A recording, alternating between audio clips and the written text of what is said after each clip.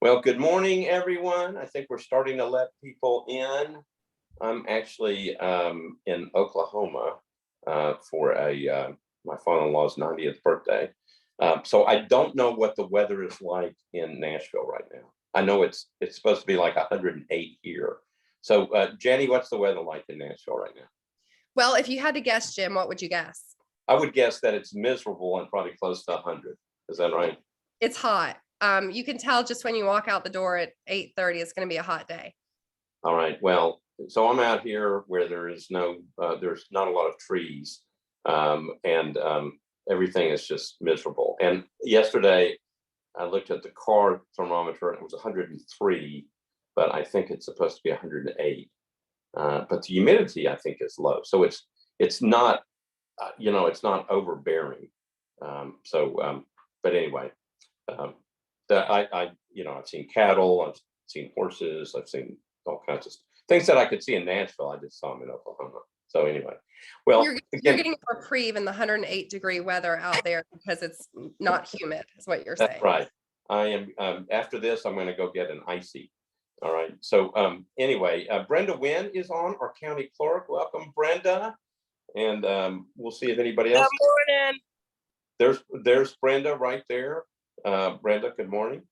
And we'll let anybody else know. We'll let everybody know if some other folks get on in terms of elected officials. So our guest today is Jenny Matthews, who is the executive director of a Step Ahead Foundation of Middle Tennessee. So Jenny, we're glad you're here.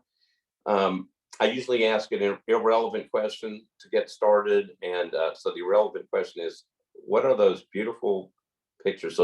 I think they're very expensive behind your head. I know you do this, and I really wanted to be in another room, but my Wi-Fi connection wasn't good this morning. So there's nothing exciting about these 6 printed copies that I did at Michael's. It was like a $70 project. I needed something on that wall, and that's what I came up with. So, why did you pick that? Why didn't you, if you were going to Michael's, why didn't you pick like I would have picked baseball players, but you picked obviously flowers. Why? You got me because I really like sports. Okay. But I needed something a little serene, calming, and that would work year round. Okay. Well, that looks, because Jenny has great taste. Okay, that's good. Okay, so I don't know that I'd say that. You mentioned what was you have something in the other room that has a much bigger interesting story. What is that? I have this really cool painting that my aunt gave to me when she was cleaning out her her house. It had been my grandparents who I never got to meet. And she said, I don't like this. I have 2 paintings. I don't know anything about it.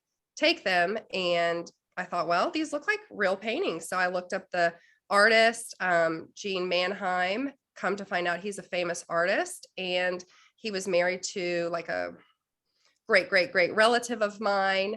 And so it was fun. I took it to Antiques Roadshow, brought it in, and they said, this is a really cool painting. So now, do you want a tour? Do you want to see it real quickly? Sure. Okay. I was hoping to be in front of this because it's just a little Southwest art, a little more fitting for Oklahoma City. Very nice. So and so were you on television at the Antique Roadshow thing? Did they put you on television? No, we were there early, and but it was a really fun experience. So all right. Well, you can stay there or you can go back. People are commenting on the picture. I'm gonna head back. Okay, I'm gonna head back. This is my most favorite picture in here, though, my little girl. So okay, and I'll get back to my seat though. And did you take that picture to the Antique Roadshow? I did not. That would have been invaluable, is what they would have said. That you would have said, they would have said it was invaluable, or just valuable. Yes. Yeah, like priceless. Too valuable to price. Yes. Let me ask you one other question before we get into not the picture that you took, but the baby picture. Have other people asked for copies of that so they can put that on their wall? Family members certainly have. Okay, good. All right. And I think I've got a family member or 2 on here. So okay, good. All right. Well, we'll take a poll maybe at the end to see if anybody else would like a copy of that. All right. Okay. So our guest today is Jenny Matthews, who's the executive director of a Step Ahead Foundation of Middle Tennessee. Jenny, again, thank you for being here. And again, Brenda Wynn is on the call. And Oh, so there's people looking at your pictures and I think there's going to be a run on some of the stuff you have on your wall. So Jenny, the first question we always ask our guests is, tell us a little bit about yourself. Where are you from? What have you been doing all this time? You just drank from an FRA cup. Tell us about yourself. Okay, perfect. I am a native Nashvilleian. The other day I was telling someone that, born and raised, and they said, "You're a unicorn." And my daughter heard it and she thought it was the coolest thing that someone had called me a unicorn as a 4-year-old. So I born and raised in Nashville, went away to college to St. Louis University, and then moved back to Nashville to Belmont to finish up. And then I did grad school there for a little bit in physical therapy, did not complete my degree, but stayed in Nashville, and Nashville is home to me. So from that time, from physical therapy, wasn't really sure what my path was going to be. I wanted to do something healthcare related and probably working in like social services or with those underserved. And so I found my way to the Nashville Academy of Medicine, which is the county medical society. I worked there probably for 6 years, assisting with the charity care program for the uninsured there, which was a really cool specialty care focused program. And then from that time, I worked for the Tennessee Society of Association Executives. So that's the Association for Associations in Tennessee. Amazing opportunity. I got to work with amazing executive directors of many organizations in Tennessee. And then while I was there, Dr. Lee Fentress had emailed me, and she was starting up with A Step Ahead. And I knew her through my time at the Nashville Academy of Medicine. She had been on the board there. And she said, "Hey, we've got this idea to do," she told me about A Step Ahead and what the vision was, and 501c3 paperwork hadn't even been filed yet. And she said, "Is this something you'd be interested in?" So I thought about it for a while, and then found myself at A Step Ahead. So before I get into that too much, I have both my parents are from Chicago, but as I said, I was raised here. I've got 3 younger sisters and 2 nephews and another niece or nephew on the way. So great family all here in Nashville, and really nice to have that support system. Very good. All right. So you did a bunch of some interesting stuff. You did go to St. Louis University, came back, went to Belmont, and somehow ended up with an opportunity to be, I guess, at the ground level of creating a step ahead. So tell us, first of all, tell us what the agency does. And then maybe as you talk about it, talk about how it was to actually create something like this. Okay. So we provide free long-term birth control. So that's Iuds and implants. So 3 to 10-year contraception for any person, any woman in Middle Tennessee. So 18 counties is what we cover. And we do this to help women prevent unplanned pregnancies. And what we do is the most effective form of contraception, but it's the most costly. So we saw a huge need there. And because people who just can't afford it or don't have insurance, this is very limiting if they want an IUD or an implant. So we saw that need and we've met it. So our model is we call it from call center to LARC. So LARC is long acting reversible contraception. And we try to break down any barrier that would prevent someone from choosing this form of birth control. So we have an amazing call center staffed by our staff. Our staff is, formerly patient navigators, they're social workers, and they talk to anyone who wants to call and learn more about what we do. And then we actually make the appointment for the client to get a well woman visit, a consult. We cover STI test, pregnancy test, the cost of the device, which can be very costly, the cost of insertion, and then removal at any time of the device. When the patient wants it. And so we've really torn down any barrier we could think of. We also provide free transportation to and from the clinics. So these clinics are not our clinics, they are partner clinics. They're federally qualified health centers. We have 10 right now. We're about to have 12. and they're in Davidson County, Wilson County, and Rutherford. So we've got like Lebanon, Nashville, and Smyrna covered. But we cover anyone who lives in any of those 18 counties or goes to school in those 18 counties. We'll provide their transportation to come into a clinic, and then they never get a bill. We pay for them to receive these services, and then they get to live their life without the worry of an unplanned pregnancy, which we think is huge in the success of like one individual being able to, continue their education, their career path, space their babies, whatever it may be. So is there any, this is really kind of remarkable. Is there any cost at all for any of this? It's all taken care of. There is no cost. There are also no income guidelines, no insurance guidelines. The only guideline is that they live or go to school in those 18 counties. There is absolutely no cost. We are fortunate enough to be able to cover it for people. We are donors, our grant makers, they see the value in this, and that they know that, we just think this is a win-win. And when we invest in women on the front end, it actually, it snowballs and saves so much money, so many resources on the back end. And we can prevent unplanned pregnancies this way. So you had mentioned, when you were talking, I was going like, okay, what are the barriers to this? But it sounds like you've identified the barriers and you've figured out a way to, like transportation, concerns about cost. Are there other potential barriers? Are there other factors that come into play that make people or make a woman uncomfortable about coming to your services? I think a barrier we've found is education. Just people not knowing about what we do. We've been doing this now for over 6 years. And then education about IUDs and implants. Some people aren't even aware of them, that it's an option. I know oftentimes younger women are never even presented this as an option, because I think writing a pill script is faster and easier. And so they might not even know about the Nexplanon, which is the implant, or the IUD as an option for themselves. So I think education has been a big barrier for us, and we've tried to address that through educational programming we have created. Okay. Tell me how people find out about a step ahead. How do you all go about making sure that people understand that this is a resource in the community? So we have been so fortunate. We have this awesome model that we call Partners in Prevention.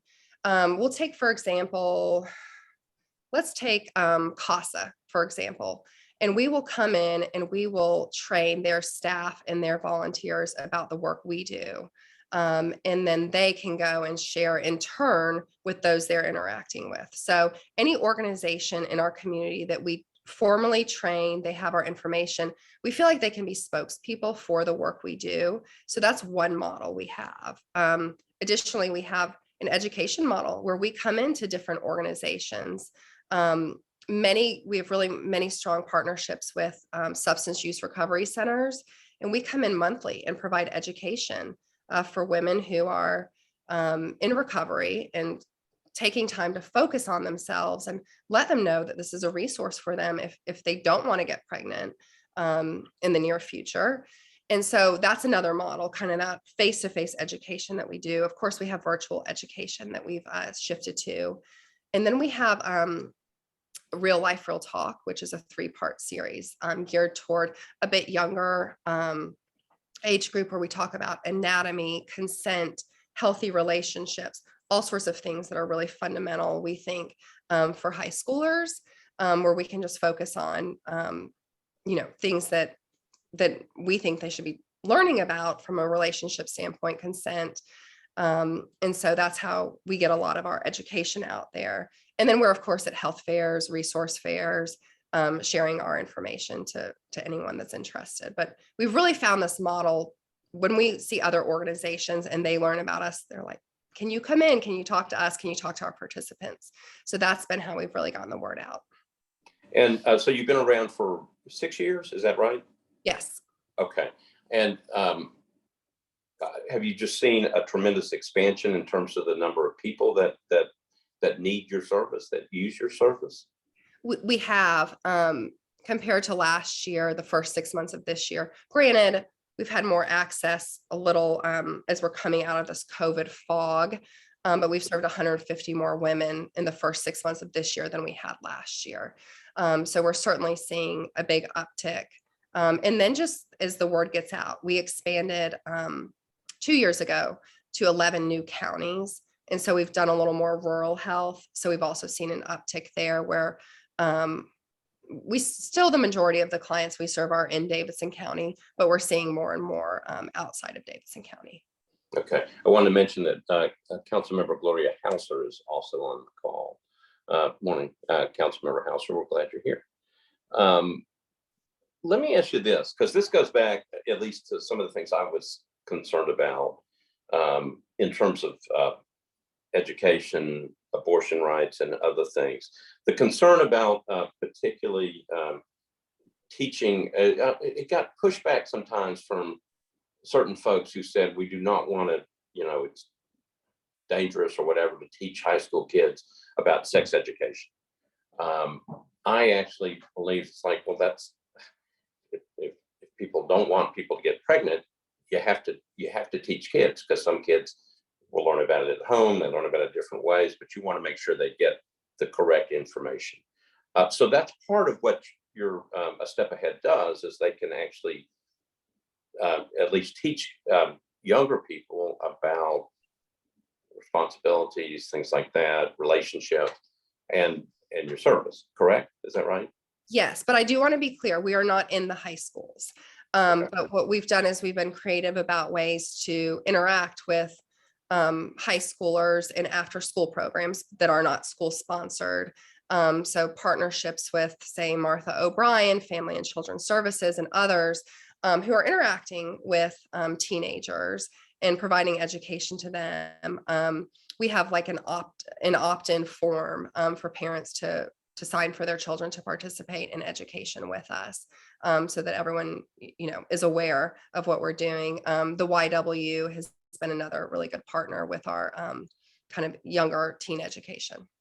So what is the age where an individual can come to your program without having to get a parental signature? Is it 18? So for services, we are in line with the state of Tennessee as far as reproductive health goes, and that's actually 13 and up. You have autonomy for reproductive health in Tennessee. So we can serve anyone 13 and up without consent. I will tell you, though, if someone calls our call center and they're say 15, we do say, if you have a trusted adult you can bring with you, we recognize this is a big decision. We do encourage that. That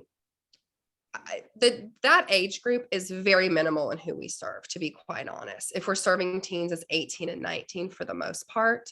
But we always do encourage them to bring a trusted individual with them if they can. And more often than not, if they are younger than 18, it's normally like a parent or a guardian calling on behalf of their child to help them facilitate this type of birth control. So most of the time there's parents involved is what we've seen. Okay, so you follow all the state laws, guidelines, everything in terms of how you deal with young people. How does I'm interested in particularly children of who need the services and who may be scared to access them. Is there, do you find that in cases, and is that part of saying, okay, get a trusted adult to come with you? It's okay to come talk. That's what we do. Yeah, we think that when they call our call center, we hope that, 95% of what we hear is extremely satisfied from our clients. So we hope that when they pick up the phone and make that call or inquire online, that can take some guts. And so we recognize that, and we hope that from the first step with us, they feel safe and welcome in having this conversation. And, if they decide to have an appointment and ultimately they decide they don't want an IUD or an implant, we still cover the cost of the appointment. So they're never stuck with a bill. But I will tell you, we do appointment reminders. We will do as much like hand holding. If a client, lets us know that they want assistance in this, we always just want them to know their options, and then ultimately it'd be their decision. Okay. So take me through somebody who they find out about a step ahead, and they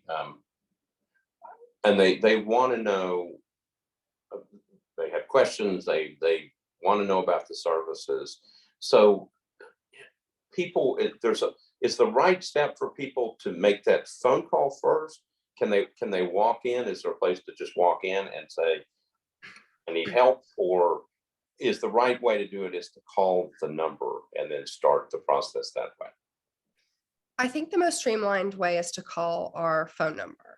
However, our partner clinics work very well with us. So if they have someone who walks in their door who says, I want an IUD or an implant, or I'm interested in this, then they know the 2-page paperwork to fill out for us. So you can kind of access a step ahead either way, through the clinic or through us.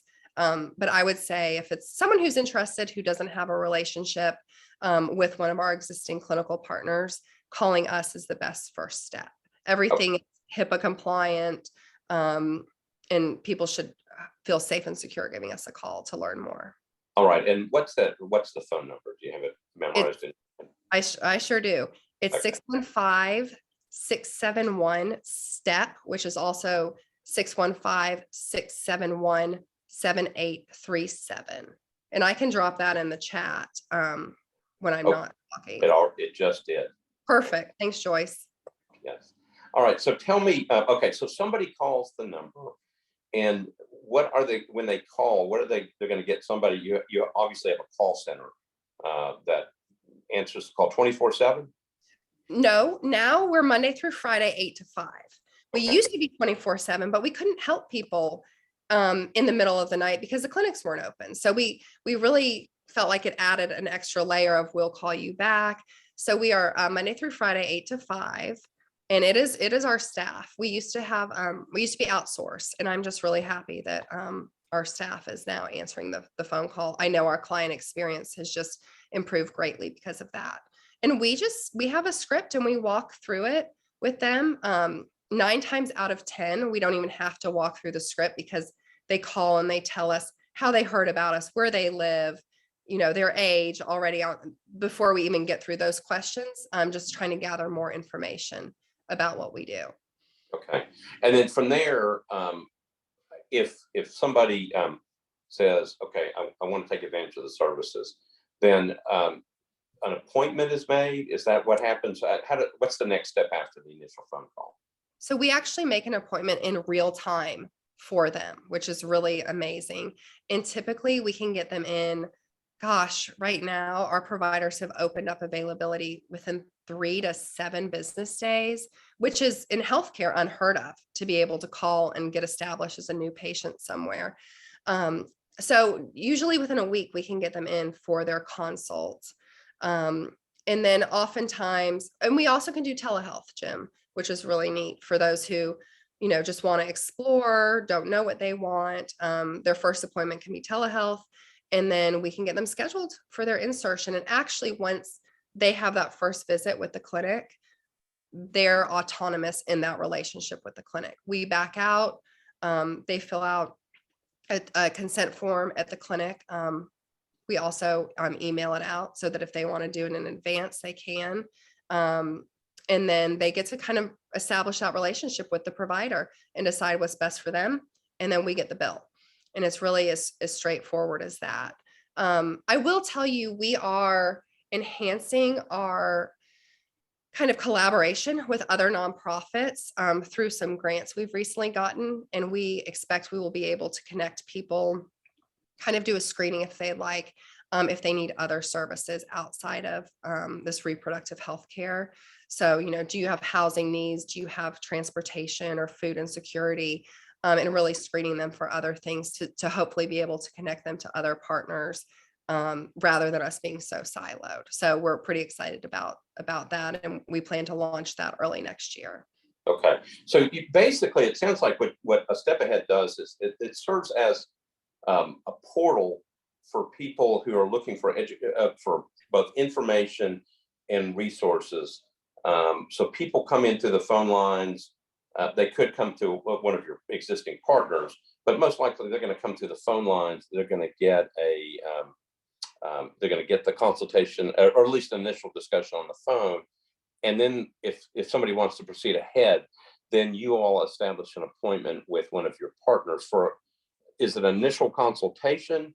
And then can they get services right on the spot, or do they have to come back? 50-50. Sometimes Okay. they can get it if it's scheduled in a way that the provider can block out insertion time. It's not always done the same day. So sometimes it can be, but we never guarantee that it can be done the same day. Okay. I was looking, there was a question that came in about being on TennCare. And is that, do you all deal with, I don't think you all deal with insurance companies, or do you deal with like a TennCare, but somebody's on TennCare and wants services? What's the connection there? If they're on TennCare, this should be covered. Yeah. But there's such a gap in people who have the financial need but don't qualify for TennCare. Additionally, if they have insurance, but they have like a copay associated with their insurance, and there are actually some insurances that are not ACA compliant that do not cover these contraceptive services, will pick up that cost or the cost of the copay. So insurance is not a requirement, but if they have TennCare, they should be covered through TennCare. Okay. And again, the person coming through is not going to be required to pay for any of this. It's all taken care of one way or the other, whether Correct. it's through another thing. All right. So I'm going to get to, I'm interested. I'm going to ask you about the recent Dobbs decision in terms of if you've seen an uptick. But before we get to that, I know you have models of things. Can you explain to people what services you do provide and what it is? If somebody does want some assistance, what can they get? Yes. Okay. So outside of all the things I talked about with a well woman visit, which I will say more than half of our clients say that they have not seen any healthcare provider in over a year. So one awesome piece is that they're getting connected with a healthcare provider. So if they screen them and they're hypertensive or have diabetes or anything else, we're hoping that a byproduct is that they find a medical home out of all of this. So that's just kind of an extra. But and so that's really obviously important. If people are showing up and haven't been to a doctor in a long time, are they getting a kind of an overall check on how they are physically and emotionally, I guess? Yeah, definitely emotionally. Our providers are incredible. So this well woman visit really does. I mean, they go over everything, and they get this contraceptive counseling visit that discusses kind of emotions and where a client is in this. So yes, they are getting a thorough visit and an exam through our program. All right. So as always with these programs, I learned a lot more than probably learning more than anybody else who's watching these things. So tell me about exactly what types of devices are available. Okay. Okay. Perfect. That was your question first, and I just kind of derailed. This is the Nexplanon. It is not this. It is this. It's the size of a matchstick, this little green. It's not really green. Flexible, bendy rod. And it goes in the arm, like right about there. And it lasts 3 years. It's a hormonal implant. This is just what it feels like under the arm. I wish you all could feel it. But it's a small little rod the size of a matchstick, and it provides 99% effective contraception for up to 3 years. And then I'm going to ask a lot of questions about that. So it's just a little green part that goes right here? Yes. Okay. And it's right under the skin. It's not very deep. Okay. And it feels like it feels like the foamy part that you have? Well, they've implanted this green part underneath here for people to feel. So it just feels Yeah. Okay, now I got it. Okay, so the thing you're touching is like your skin, and you can feel the thing underneath. Right. Okay. I just sometimes people see this and they think, well, I don't want that whole thing in my arm. That'll give me a new bicep. So I just like to be really clear that this green part is the implant. That's right. Okay, so obviously I'm going to ask a lot of really stupid questions. These are not stupid questions. They really are not. Okay. I could probably use a bicep, so if you can let me have that thing, it'd probably be helpful. Okay, so that is it goes underneath your skin. It's just a little stick. How long does it take to implant that into right underneath the skin? The whole process, they numb the arm, make a little incision. The whole process is very quick, but I'd say from start to finish, probably 20 minutes to, Okay. let the client lay there, make sure they're good. And so yeah, it's a relatively quick process. And most people say very relatively painless because they do get a little numbing shot. Okay, and that lasts for, you said, about 3 years? It's approved by the FDA for 3 years. Yes. Okay. And let me ask you this, because I would forget if I had that implanted. I would forget the 3 years. Is there a way? Is there a reminder that somehow does the individual get a call in 3 years? I love your question. It's like I would have asked you to say this, but I really didn't. Yeah. We send text reminders as long as people sign up for them. So when a client leaves their appointment with us, they get a little goodie bag with a condom, because this doesn't prevent against STIs, information about us, ibuprofen in case if they get an IUD, it can cause cramping, panty liners, and then some fun, happies like nail polish. But we also have there an opportunity for them to sign up for the text reminders. And then we also follow up with every client post services via email to do the same thing. Let them know, complete the survey if you'd like, and also please sign up for a reminder. So we let them know a month before their device is expiring that we'll remove it and we'll replace it if they'd like. Okay. Effectiveness of that type of system? 99%. 99%. Yes. Okay. And do people ever have trouble with it underneath the skin, or is it pretty much, you're talking about something pretty small. Does it seem to work pretty well in terms of no infections and things like that? It's very, very effective. From a skin standpoint, I don't know that I don't think people complain of that. I will tell you, it can, the bleeding profile on it can take a while for a body to kind of figure out. So some women do experience like intermittent or constant bleeding for up to 60 to 90 days as their body's kind of getting used to these hormones. But the vast majority of our clients really, really like it. But that is I would say, kind of the chief complaint we hear about the Nexplanon is the early on bleeding.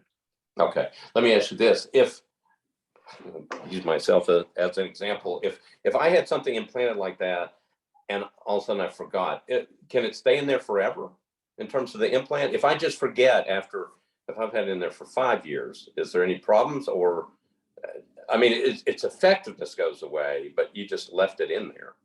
Can you leave it in? You really wouldn't want to. Yeah. I think it would actually become more like from a anatomy standpoint, too much tissue would start to form around the implant. I can't answer your question though about what would happen if you left it in, say, for 10 years. I know it's not advised though. Okay. All right. I won't go any further on that one. I just know that I forget to do stuff all the time. All right. So having said that, and now you're drinking out of the Franklin Road Academy cup. Yes. All right. That's right. My alma mater. Okay. So so that's one device that you can use. What's another device? Okay. Let me show you the hormonal IUD. We have 4 options actually of the hormonal IUD. I don't know if you can see this. It's a T-shaped device. It goes into the uterus. So it sits like this. This is the cervix down here. This is the uterus. And we have devices that last 3, 6, and 7 years now. And actually 5 years as well. So it sits in the uterus and releases hormones. that prevent fertilization. It also changes the lining of the uterus to where it's not a place where where fertilization could happen. Okay. So we have all sorts of options from a hormonal standpoint. And then we love that we also have a non-hormonal option for people that don't want hormones. This is called the Paragard, and it is a 10-year IUD. And it works in a way that it's wrapped in copper, and copper and sperm do not like each other, and sperm does not swim when it comes into an environment of copper. So that is how the Paragard works and the mechanics behind it. Go back to the ones you had before, the hormonal ones. Okay. If somebody, obviously you can get a 3-year, a 5-year, maybe a 10-year. If you, and that I assume depends on the person who's requesting. Let's say that they have a 5-year and then they change their minds and decide that they do want to get pregnant. Can that can come out at any time? It's a 5-year, but it can come out. It can come out at any time, and you literally could get pregnant within like a day. Okay. Your fertility reverts back very, very quickly on all of these forms of contraception. Okay. The 3, the 5, the 7. What about the copper one? Same with the copper, and same with the implant in the arm. Fertility reverts back very, very quickly. We have people who have reported to us, hey, I got my IUD removed and I was pregnant the next month. So it reverts back very quickly, which is really cool. We love that it's long acting. You can set it and forget it, but also if you want to get pregnant, it can be removed and you can be pregnant the next month. Okay. I am learning all kinds of things. All right. Are there, do you have any other devices over there, or are those the main things that you do? Those are the 3 types we do. Okay. So you've got the thing that goes under the skin, and then you've got the hormonal IUDs, and then you've got one that has copper on it because the skin doesn't like the copper. And so what happens? So with the copper one,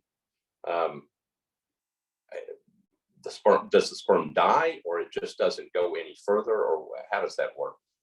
It cannot swim when it comes into this copper environment. And I've also been told that it actually, like, the head and tail like sever apart. Okay. So it is incompatible to swim. Okay, so it just can't swim any further. That's it. It's done. All right. My biology professors would be like, call it, motility, not swimming. So I know swim isn't the right word, but no mode for it to move. Okay, so there's a question that says, do you focus on these devices as opposed to pill because they are longer term and more affordable in the long run? Is that why? Is that why these are these more effective? Are they safer, or are they just, well, why do you use these particular types? Yes, I see this question. We focus on it for a few reasons. It's the most effective, but it's the most costly. So the pill, other short-term methods are pretty accessible from a cost standpoint for people. And so that's why, we've tried to say, like, an upfront cost of $1,500 to get an IUD or an implant is really burdensome for many, many people. The pill, many places you can get for free. So we focus on it from a cost standpoint, but also from an effectiveness standpoint. Okay. All right. And the effectiveness of the IUDs, I wish I could remember all the names. The thing that goes under your skin is 99% effective. Yes. Right. Okay. And what's that? And that's called a what? Called the Nexplanon. Oops. Okay. All right. I'll try to remember that. And then the other ones, in terms of, is there effectiveness rates for the other types, both the copper and the hormonal? Yep. They're all over 99% effective. They're all over 99%. Okay. All right. And it doesn't seem like, and in terms of the procedures to insert those, how long does it take? Again, like 20 minutes, I would say. But it's, obviously it's a pelvic exam. And post getting this, people do have cramping and spotting, and some people report, oh, it was easy breezy, and other people say, oh, it was really, really uncomfortable. So we kind of hear the whole spectrum of But the procedures themselves don't take that long. And it sounds like you all make it available, make it easy, and overall a fairly simple process to get through. And here's one of your founders. A great point that she's made, that Yeah. there really is no like oops from a standpoint of these IUDs and implants. So careful compliance is not required here. So as Lee mentions, you don't have to pick up a monthly prescription, get to the pharmacy, remember to take a daily medication. So that's a great point. And the pill works really well if it's taken careful compliance every day at the same time. But when it's not, perfect compliance, that's when there's failure. So, Okay. Lee, thank you. Great point. Okay, so let's switch the conversation. We're about 3/4 of the way through. This has been really, really educational. Now I want to get into what have you all seen lately? I mean, so this is, we can have lots of arguments about, sex education, when it needs to be taught, and then we get into this whole big discussion about abortion or what's going on with the Dobbs case. What you all are trying to do is prevent unwanted pregnancies from happening at the beginning, not after they've occurred, but from the very beginning, which makes obviously perfect sense. So tell me if have you seen an uptick since the Dobbs case of people going like, okay, I've heard about your service and I need help? We certainly have. We, in the past month, have seen triple the call volume, and so triple the appointments that we've made for people. And so, we're glad that we can be here to provide this resource, but we definitely have spoken to more people than we ever have before in the past month. And I think, for many different reasons, but they're wanting to find something that's long-term and very, very effective. So we're glad we can be here to meet that need. Okay. Are there other groups like you around the country? So obviously you handle an 18 county area around Davidson County, but what if you're in East Tennessee or West Tennessee and you want the same help? Are there other agencies like you in different parts of the state and in the country? There are. So there are 5 other A Step Aheads throughout Tennessee. So we cover 75 of the 95 counties. There's kind of an area between East and West and Middle that we haven't quite captured. That's a little more rural. But we hope that collectively we can all cover the state in the next few years. So if you're in East or Tri-Cities or Memphis or Jackson area, Chattanooga, we have affiliates there. So we all provide this free of charge long-term birth control. And so we all have very similar models. And so we've got the state pretty well covered, not perfectly yet. And then there are other models that we've kind of looked to help guide us. The state of Colorado did this years ago. Sorry, getting over a sinus infection. That's okay. You can have some of that FRA water. Okay, go ahead. And then Utah has done something similar, Missouri. So and then in the Northeast, there are similar programs. And they all kind of take different lenses, or in St. Louis, actually, there was the Choice Project, which I'd love to talk about, because what they did is they removed cost for all forms of contraception for people. And when all cost was removed, 73% of people, I believe, chose a long-term method. And those are the methods we cover. So cost is a huge barrier. And so that Choice Project, shows us that what we're doing with the long-term methods is very appropriate. So there are other models throughout the country as well. Okay, so let me ask you this in Tennessee. So you're in charge of the Step Ahead program for the 18 counties, Davidson County and the surrounding counties. There are people like you in other parts of the state that do the same thing. Correct. Are they all connected to a step ahead, or are they all kind of unique and different? The model started out from Memphis, Okay. and started about 11 years ago, and they had great success there, and recognized the success. And so they were able to provide some seed funding when a grassroots area was interested in kind of coming on board.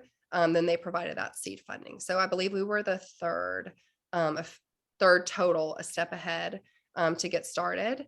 But what we like about our model is it's very grassroots. So we have a board who all lives in the counties, in the areas we serve. I think that leads to a strong donor base as well, because we are, as you know, Memphis is very different than the Tri-Cities, very different than Chattanooga, Nashville. And so the approach of that grassroots has been, I think, helpful to us in our early years. Okay. If someone lives outside of one of the 75 counties currently that you've got, can they get into your program anyway? Not yet. Okay. Not yet. Now, if they go to school in that county, we try to find any way that they, do you go to school in this county? It's the summer. But right now, that is our one limitation, is geography. Okay. We have started to work on securing some funding for other counties. So we're hopeful we can support more people. Okay. So the same thing would apply to if somebody's in Kentucky and needs some help and doesn't know what to do. They can't come and utilize the Step Ahead model in Middle Tennessee. They cannot. Okay. We would recommend they call the health department and see if there's anything similar to what we're doing in Tennessee. Okay. So here's the $100,000 question. With all the things that have happened in the recent couple of months, my guess would be that you're going to see an uptick in the number of requests and the uptick in the number of people maybe learning about the program and needing services. And my guess would be that you're also going to that not only are you going to see an uptick, you're going to see more of an uptick in places where there are not programs like yours. So have you seen, or can you tell that there are people more interested in your program, or like in starting a type of program like yours in other places? Are you hearing that at this point, or is it still a little too early? And I'm just guessing here, but I'm thinking that at least right now, people are going to be starting to look for things like your program. Yeah. We've seen a big uptick with interested community partners, interested clinics wanting to become clinical partners. And so we've felt that and seen that. And we actually were pretty instrumental in helping an organization in Chicago get started a few years ago with a similar model. So we are always open to sharing, if someone outside of our service area wants to start something up like this, we are very interested in sharing what we've learned, the good, the bad, and our recommendations. Okay. That answer your question? Yeah, I mean, and it's you really can't answer it because it's a little, it may be a little early. I think people are probably more confused by the Dobbs case. The states have different laws. I mean, I think it's going to take a while to figure some of this stuff out. But and I know it doesn't necessarily impact what you do, but then again, it does. If that makes any sense, because as people figure out more and more of what's going on and what the state laws have to do, there may be more of a request for your services, which means that you're going to need more partners and so forth. And I have this feeling that people are going to find out about you in different places and then start calling you, and you're limited in what you can do. So you're going to become more of a not only just dealing with your own agency, but trying to answer questions from people outside of what you all do. That's me talking and thinking through what may happen. I know a question came in about what do you see as the future of your organization? What is that? Well, we're about to do a strategic plan. But our vision is really to provide access to any person in our area that we can provide access to, free of charge, worry-free, stress-free for them, and to break down barriers. And so, as you mentioned, the Dobbs case, I know there's been some talk about LARCs or Iuds and implants. With the legislature, people are starting to get a bit worried about that. And I can tell you, although we're not an advocacy group, we are probably we're working on some like one pager to educate the legislature about what we do, that it's all prevention. The methods we cover prevent fertilization. These IUDs are not abortifacients. And so we're planning to get ahead of that. Because I know in other states there has been some legislation and talk about banning some forms of contraception.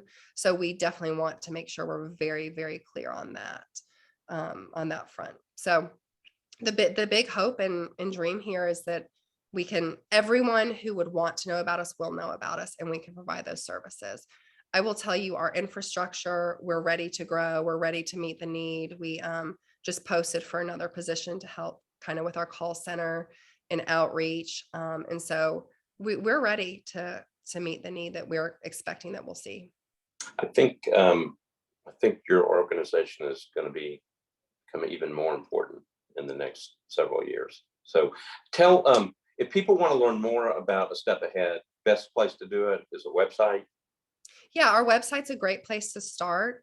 There's some, forms there if you want to inquire about volunteering or getting connected. You can certainly just pick up the phone and call us as well. But I do think our website does offer a lot of great resources to get started about what we do. Okay, website address is what? It's www.astepaheadmiddletn.org. Okay. And I'll drop that in here in a minute. She just did it. Thank Joyce you. is way ahead. Okay. So good.